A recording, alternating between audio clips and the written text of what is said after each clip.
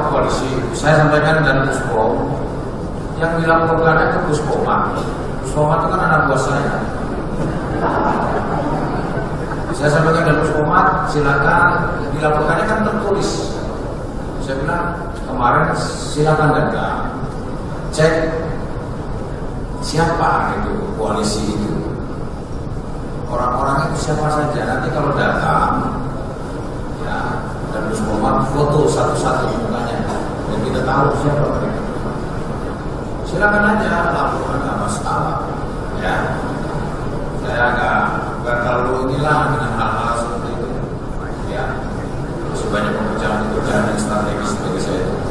Bagaimana membantu pemerintah pusat, bagaimana mensejahterakan masyarakat, bagaimana mensejahterakan prajurit.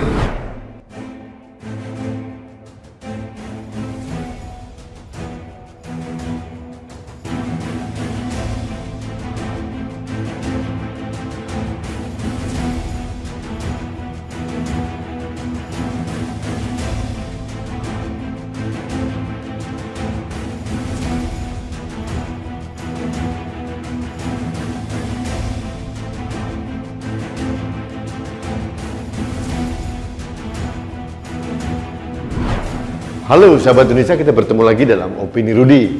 Sahabat Indonesia, Senin tanggal 7 Februari 2022. Kemarin saya melihat dengan bahagia seorang Kepala Staf TNI Angkatan Darat, Jenderal TNI Dudung Abdurrahman, akhirnya buka suara terkait dengan pelaporan dirinya ke Puspom TNI AD yang melaporkan koalisi abal-abal. Namanya koalisi yang terkesan dibentuk secara mendadak, koalisi ulama, habaib, kemudian anti penodaan agama. Ini koalisi yang belum pernah terdengar dan terkesan memang koalisi yang dipaksakan ada untuk sekedar melaporkan Jenderal Dudung. Nah, siapa yang ada di balik koalisi ini? Orang-orangnya pun juga tidak tahu, tidak terkenal, tidak pernah memberikan kontribusi positif buat agama Islam maupun negara kesatuan Republik Indonesia. Mak bedunduk, ujuk-ujuk mereka berkumpul, tapi kita tahu bahwa sebagian besar atau bahkan keseluruhan dari mereka memang ini adalah fans atau pengikut dari Rizik Syihab alias kelompok FPI.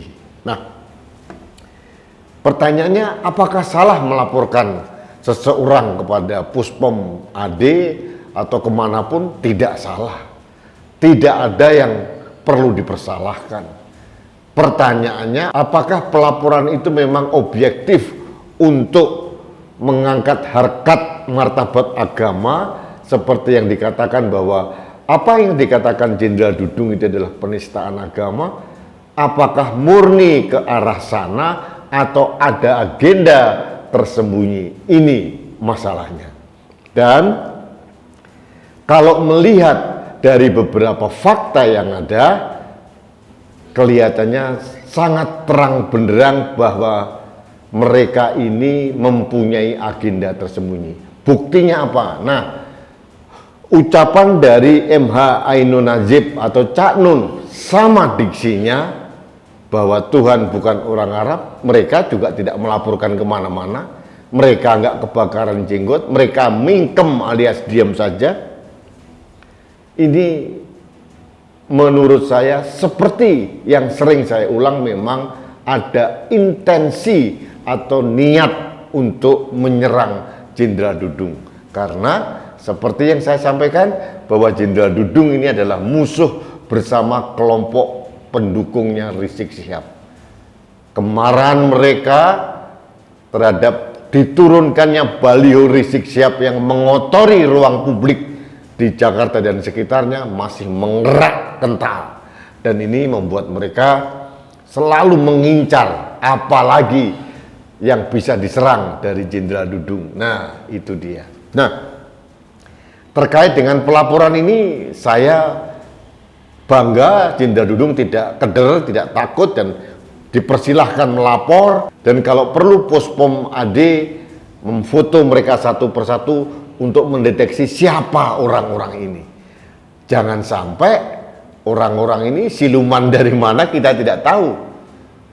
Kita harus tahu persis rekam jejak siapa yang melaporkan ini. Ada intensi apa? Ada maksud apa yang tersembunyi? Karena dari diksinya Jenderal Dudung sudah dibantah dan diluruskan oleh berbagai pihak bahwa itu tidak ada masalah apa-apa. Mulai dari Ketua PBNU, Gus Yahya, sampai dengan Menteri Agama mengatakan apa yang dikatakan Jenderal Dudung tidak ada masalah apa-apa, tidak perlu dipersoalkan katanya. Nah, ini menurut saya juga semacam mengasukan kepada Panglima TNI untuk tidak asal memberikan komentar terkait dengan pelaporan Kepala Staf TNI Angkatan Darat. Karena apa?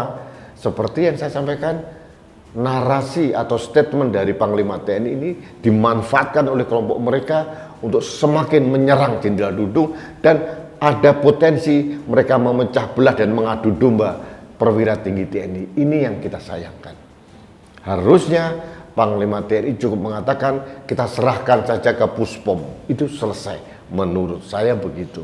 Tapi ini harus dibuka dengan terang benderang, jangan sampai nanti ini menjadi abu-abu. Karena pelaporan ini dipolitisasi. Mereka sedang mempermainkan hukum, mereka sedang mengacak-acak kondisi atau konstelasi politik di Indonesia dengan cara apa? Mengadu domba tokoh-tokoh besar di Republik ini.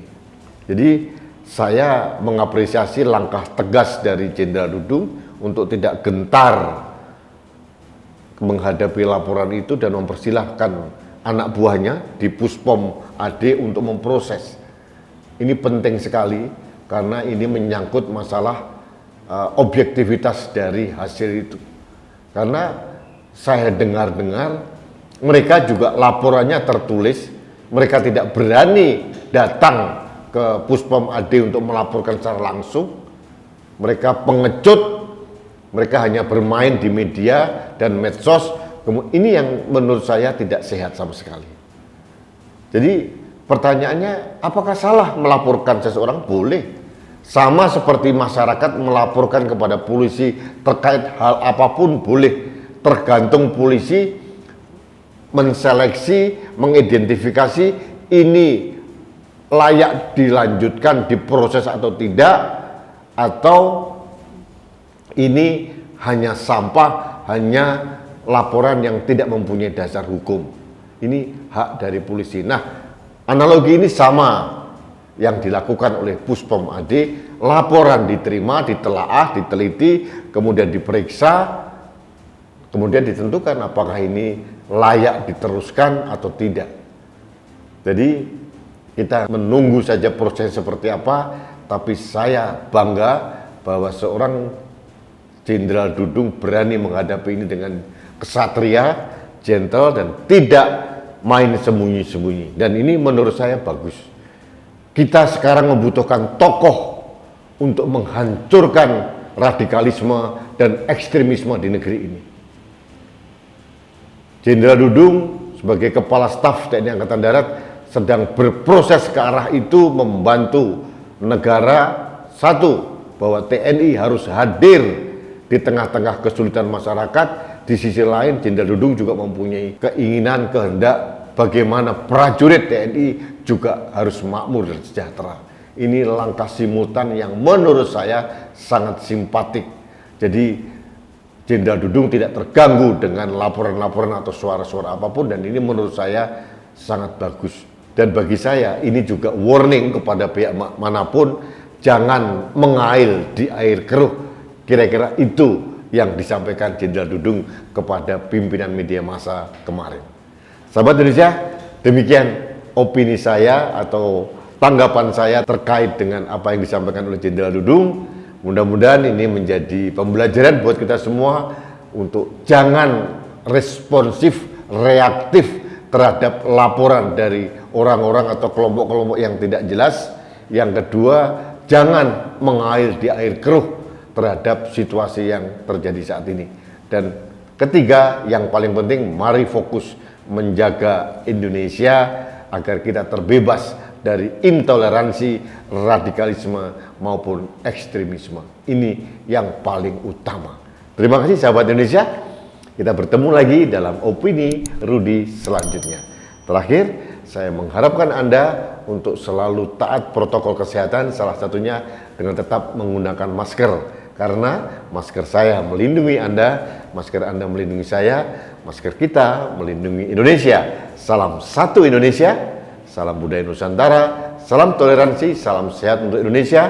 Saya Rudi SK Nuri.